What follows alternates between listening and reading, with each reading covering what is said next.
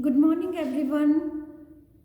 BSc home science part 1 के human physiology की e learning classes में मैं आप सबका स्वागत करती हूँ।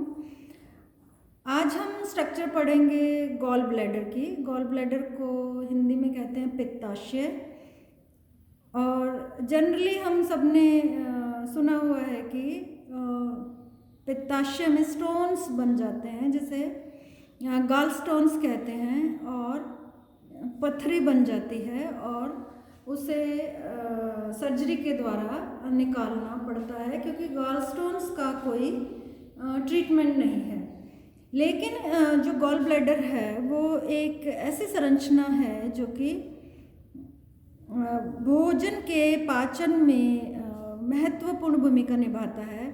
यद्यपि किसी भी प्रकार का जो जूस है वो गॉल ब्लैडर में नहीं बनता, ये एक तरह का संग्राहक स्थान है या एक संग्रहण थैली है जो कि लिवर में बने हुए पित्त रस को संग्रहित करके रखती है। और इससे एक नलिका निकलती है जिसे कि पित्त नलिका कहते हैं, जो कि छोटी आंत के पहले भाग ड्यूडेनम या पक्वाशय में खुलती है और पित्त रस को छोटी आंत तक पहुंचाती है। तो ये सिर्फ एक संग्राहक स्थान है या संग्राहक अंग है जो कि यकृत में बने हुए पित्त रस को संग्रहित करके रखता है। लेकिन जब ये पित्त रस बहुत सांद्रित हो जाता है या इसके कंसंट्रेट हो जाता है, इसके मल्टीपल रीज़न हो सकते हैं कि आखिर पथरी क्यों बनती है या गॉल स्टोन्स क्यों बन जाते हैं। लेकिन उससे पहले हम इसकी इम्पोर्टेंस पढ़ेंगे कि किस प्रकार जो पित्ताशय है उससे जो पित्त रस छोटी आंत तक पहुंचता है वो क्या कार्य करता है और इसकी संरचना कैसी है। तो आप ये डायग्राम देख सकते हैं। ये गॉल ब्लैडर की बेसिक से स्ट्रक्चर है। पीयर शेप नाशपाती के आकार का होता है गॉल ब्लैडर। तो जो सबसे ऊपर वाला फैला हुआ भाग है वो फंडस कहलाता है, मध्य भाग बॉडी कहलाता है, और जो सबसे संकरा भाग है ग्रीवा या नेक कहलाता है। यहाँ पे आपको दिखाई दे रहा है, यहाँ पे वॉल्व जैसी संरचना बन जाती है, जैसे सब स्पाइरल का पार्ट, जैसे हार्ट में वॉल्व होते हैं वैसी संरचना यहाँ पे बनती है। क्योंकि ये रोकती है पित्त रस को। ऐसा नहीं है कि सीधा ही पित्त रस कंटिन्यूसली छोटी आंत में जाएगा। ये तभी खुलेगा वॉल्व जबकि भोजन छोटी आंत के पहले भाग में पहुंचता है, तभी ये कपाट खुलता है।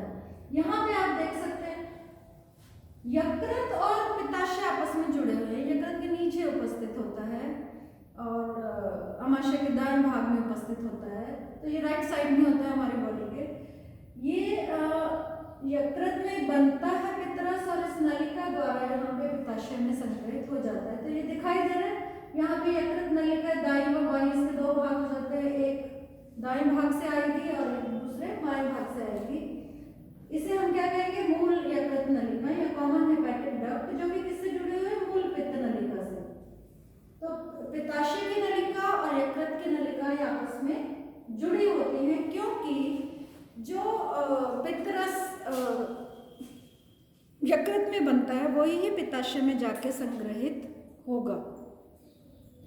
तो पित्ताशय का मुख्य कार्य है पित्त रस का संग्रहण, और जैसे ही भोजन छोटी आंत में पहुंचता है, आमाशय के पाइलोरिस भाग से होता हुआ, पाइलोरिक भाग ऑब्वियसली अंतिम भाग है, तो उससे कहाँ पहुंचेगा, ड्यूडेनम में, जिसे पक्वाशय कहते हैं।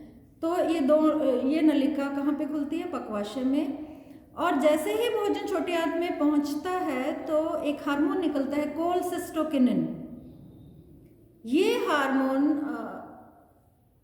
पित्ताशय को उत्प्रेरित करता है संकुचित होने के लिए, क्योंकि पित्ताशय एक थैली है छोटी सी नाशपाती के आकार की। तो वो जब पीयर शेप्ड होती है, ये मीन्स एक भाग चौड़ा होता है और एक भाग बहुत संकरा होता है। तो जब वो संकुचित होगा तभी पित्त रस कहाँ पहुँचेगा, पित्त नलिका से होता हुआ छोटी आंत के पहले भाग पक्वाशय तक पहुँचेगा।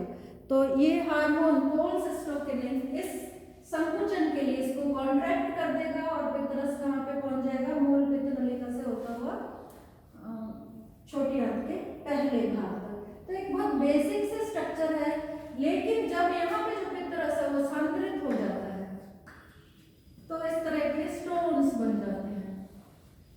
जब पित्तरस सांद्रित होता है, इसके बहुत मल्टीपल रीज़न हो सकते हैं और बहुत सारे अननोन रीज़न है कि कुछ लोगों में स्टोन्स क्यों बन जाते हैं।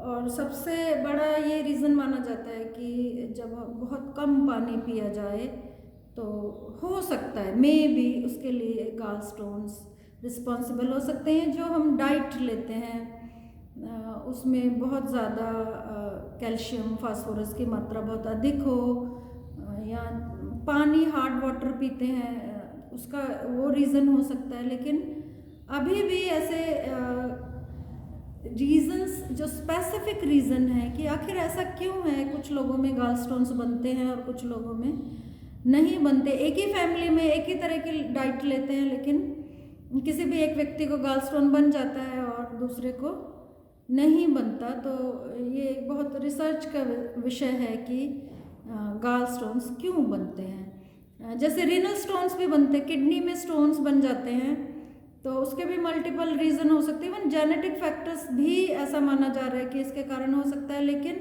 अभी भी ऐसा कोई स्पेसिफिक रिसर्च ने ये सत्यापित नहीं किया है कि इसका मेन स्पेसिफिक रीज़न क्या है जिसके कारण कि गॉल स्टोन्स बनते हैं।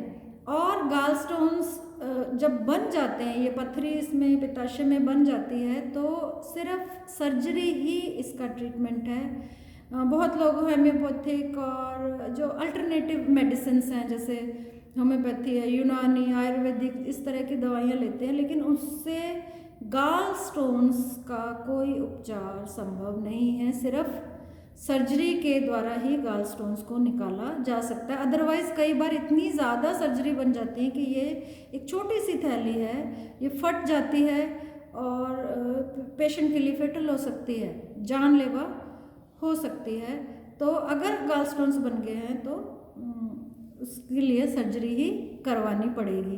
तो ये इसमें बहुत शॉर्ट क्वेश्चन आएगा, आपको फुल क्वेश्चन नहीं आएगा, 1.5 नंबर का या 3 नंबर का क्वेश्चन आ सकता है।